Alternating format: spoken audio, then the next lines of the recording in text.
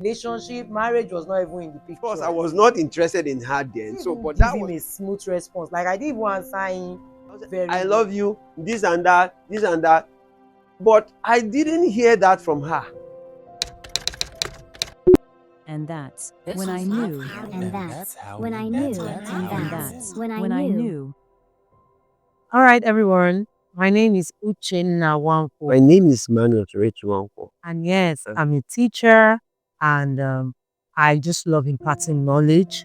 I'm a life coach. I love young people. I love meeting. I'm the CEO of Cherish Global Services. I'm also the pastor of Tremagawa State.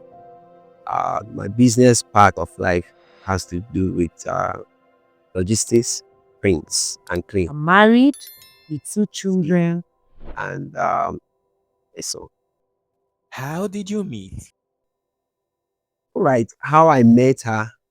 The first time I saw her was at the DMC challenge at headquarters, Church Bagada.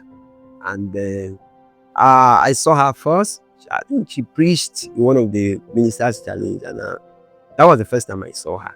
Okay. It was back then in school. That should be 2017. In 17, I was in my room. I got a call from this young man. So apparently a friend of mine has given him my number. And how did he get to see me or how did he get to know me? He saw me at a competition venue. We went for a competition then in Trem. There's this competition called DMC, Discovery Ministers Challenge, that they do during the Young People's Conference, Metathesis. So I was there. I was one of the, competitors or one of the people challenging in that event. I saw her at one of the conferences again, and that was it about. I didn't approach her. If I'm to say when I approached her, I think it should be through a phone call. I called her. Yeah, and like he told me afterwards that I was not even interested. He just loved the young girl that was From ministering. Lagos when she was at Oka then. I called her, and then just so that I remember very vividly I was in the salon, and I decided to call her. I got her number from a friend, and I decided to call her. I said, "Hello, my name is Cherechi," and Uche say yes. She said yes, yes, yes. This is Uche speaking. So my normal expectation was like, oh, okay, trying to know who was calling. She didn't say. I just told her I will call you back. Normal likeness. But I think after that event, some months later, for some reasons, some godly driven plans or intention got to get my number from a friend, called me, and I was all I was expecting that she would ask me. She just kept quiet, and I called her and I said, "Hey, I'm Cherechi." But what baffled me is that she's not like she was not curious of who it was calling and all that. And that was the first time I get to contact her. What was your first impression? Okay, my first impression, I was like, who is this one that is disturbing me? Like, because the truth of the matter is, I was not even having any plans or anything affair. Like, I was all very focused. Like, I just wanted to finish my, my degree and just move into doing my master's. Like, relationship, marriage was not even in the picture. First impression on a close range, apart from the day I saw her minister, a close impression I had about her was a funny situation where she had come for a conference and was in the intercessory department, and um, they were praying. After then, I think they were not served food or something. And I was in the Bible school at the same venue, and she just was like, these headquarters people, these Lagos people, every time they're praying, they will not take care of us and all that. So I saw that audacious kind of person, somebody that is outspoken. Of course, I was not interested in her then. So, but that was my first impression. I had known her as somebody that is very outspoken. So my first perception or my first view of that call was, who is this person trying to disturb me? I didn't even give him a smooth response. Like I didn't even answer him very well. What were red flags in the relationship? Red flag. Okay. All right. So I will just let you know. Red flags was you will not believe, but this is me. That was a red flag for me. Okay, red flags, red flags. Um, I don't have a list of red flags. Um, but I'll just say one or two. The reason why I would say I don't have a list is because I didn't do that kind of a relationship that you are so glued to the person, you are coming to the person's house often. I didn't really do that kind of a relationship, but that doesn't also mean that I wasn't observant, I wasn't looking out for things. It was even close to when we close to we've gotten to know ourselves, and as we're getting close to um what should I do? Being close as knowing, get agreeing to even marry. And I noticed that I'm that kind of person that anytime we talk, I was I love you, this and that, this and that. But I didn't hear that from her. So one day I have to put a curve to her, and I'm like, excuse me, maybe I'm the one championing this love or something. And I said, I've not heard you say I love you. Because for me, it's a serious red flag. So that was when she now explained that she liked me as a person, and maybe the way she was designed and brought up, she's not that kind of person that into all this I love you, I love you, I love you, I love you words. And that gave me peace because I was like, in fact, on the phone, I have to let her say it, let me hear it too. And she did. And that I was it. think one of the red flags is the fact that it was not fast. It was not fast. Personally, I am a fast person. When I want to do something, I do it very fast, fast, fast, fast, fast. I'm very fast. I do things fast. But my husband takes his time, and sometimes the thing just pisses me off. He takes his time, just calm, just slow, just take his time. So I was like, this man is not coming up at my own pace. So I think that was one of them. And another red flag is um, not being able to weigh his decisions, not being able to weigh his decisions. I think there's this investment in skin, or those investment that always, that pop up or comes up. So most times he wants to into doing those, get involved in those kind of investments. And I remember why we were cutting, I told him, I don't like this. I don't like you too. There was one he did and we settled it. And I told him, if we do another one, I'm calling this off because I don't feel you should just be getting involved in all this investment. That was going to, because I told her right then, I said, if this is a one-sided love, I'm ready to cut the whole thing right here and now. I don't even care. What has love made you do?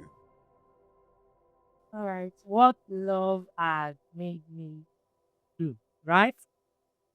Mm, Loving him has made me more patient thing. Remember when I was talking about red flag, I said something about the way he does things, like takes his time, slow down. For me, I'm like the exact opposite. But loving him has helped me, slow down most times, be patient with both myself and the people around me. Loving my wife has made me do a couple of things. And one being the very first time I got to know about her person is this kind of clean person, very clean. And it's like I'm the opposite of that. So I come to the house, anointed man of God, listening, I'll just carry my trousers and throw it there, put my this thing. But when I'm going out, I think I know where are all of them. So when when she came in, I tried to maintain to being, but this is not part of me, right? So, but adjust and begin to align to that, having things in order. All right. So another thing loving him has made me, or has done to me, made me do is to tolerate people. He's a pastor, and in the congregation or in the assembly, see some people do some things normally, like my normal self. These are not things I will tolerate. These are not things I want to fight back. I want to talk back. But looking at him, I see him handle things calmly. I see him something that should, normally aggravate, intensify. The way he will handle it, very light, very mild. I was like, so I'll just learn from him. And when people do some things, among the congregation or even among our friends, family, I want to handle it the same way. I don't want to eat it up. Secondly, execution of things. The way she execute things is like plug and play. If you want to do something, get it done now. And yeah, my part is that I take my time to do it. Okay, yes, run it. But also staying with her has made me to be prompt in some executions. What were your biggest shockers? One of the biggest shocker is, I entered marriage with the eye of, okay, once a leader is always a leader. And I got to the marriage and noticed that it's a different ball game. It's not the way you run church, you do your family. So it's a different world altogether. So when issues happen that you're supposed to address it and move on, you just get to understand that you have not finished dealing with the issue. You need to call your in-law and deal with the issue in that house. I'm like, okay, am I not supposed? This is another place, but I have come to understand that once you marry that woman, you cannot remove her family. There are good times and there are bad times. You must be there, and to add that with the things that we are doing, it is your own personal family. It's another world altogether. So when I dawned on me that this is what I mean to have to brazen up for that. You get sugar. Getting married, raising children. I was not well told. Like, I was not well informed. If I was told, maybe I will do some other things before getting married. Because literally, you are living for other people. Yeah. Like, I was just telling somebody the other day that you are making money, you are working and making money, but you can't even remember spending this money on yourself. So these are the shockers. The fact that you make a lot of sacrifices, the fact that you have little or no time for yourself. You are just into other people, caring, nurturing other people. Secondly, shocker as a husband. Now I'm speaking for the men. Please, all men, the truth of the matter is, if you must enter marriage, don't go with the mindset of what people told you about marriage, because you might get there and you are seeing another thing. So you keep learning. You don't rely on what experience. No, you go for knowledge. And so for me, I got to understand that few things that people maybe elderly told me about marriage, I got to my home only for me to see that it's a different thing. I need to know that this my house is very different from the other person's home for me. So I have to unlearn and relearn some of the things that I encounter. It's a shocker, I'm telling you. Waking up early, not for yourself or others, adjusting your schedule, your time, you just need your life for others, your husband, your children. So it's really, really, I know it's expected, but maybe I was not really mentally. Then finally, jokers. When I was courting my wife, it was a time we had issues. And so I was speaking to her. She just told me, her that me, I don't like sweeping things under the carpet. I don't even know how I came about that one. I said, me too. I don't do relationship on carpet. I do it on tiles where you see everything. And that, when we finally got married, I got to understand that if there's an issue that comes up, you must deal with the issue. You don't pretend time will not sweep it away. You must bring it to the table. And my normal self, I will say time will handle it. Not this one. The matter will be brought to the table. Except it's something that she does not want to, but she wants that thing to be discussed, and she needs the answer for the things and properly handled. One talent you wish your spouse have. So here is the thing. I remember there was a time when she came into our church, and the choir was like trying to establish, and so I was like, okay, go into singing. The normal understanding I have about ladies and some things is that my perception is that everybody who is a lady or a pastor's wife will not find it difficult to be in the choir. But I just noticed that she liked doing other things, but that singing part is not thing. And my wife is not. Maybe I'm over desiring. My wife is not a too much emotional person. Hey, it's not a problem, but I'm just saying that I'm much of emotional person than her. I think it's a strength. I don't even know, but sometimes I used to think, okay, which was what actually made me. I think that was that time I wanted to get married. I asked her, "Are you sure you really love me or something?" So, but those are two things. Of course, they are not a serious challenge as it were, but Well, one talent I wish he had, like maybe he's just very good at home appliances, all these repairs, so that it will save us money. When things spoil, you can just fix anything. So I wish because I know of a guy that is a jack of, he can do electrician, he can do this, he can do that. So sometimes when little things spoil in the house, I just wish my husband could just fix it so that I would not need to go and call one person that will come and eat my money. So What does it mean being a partner to your spouse?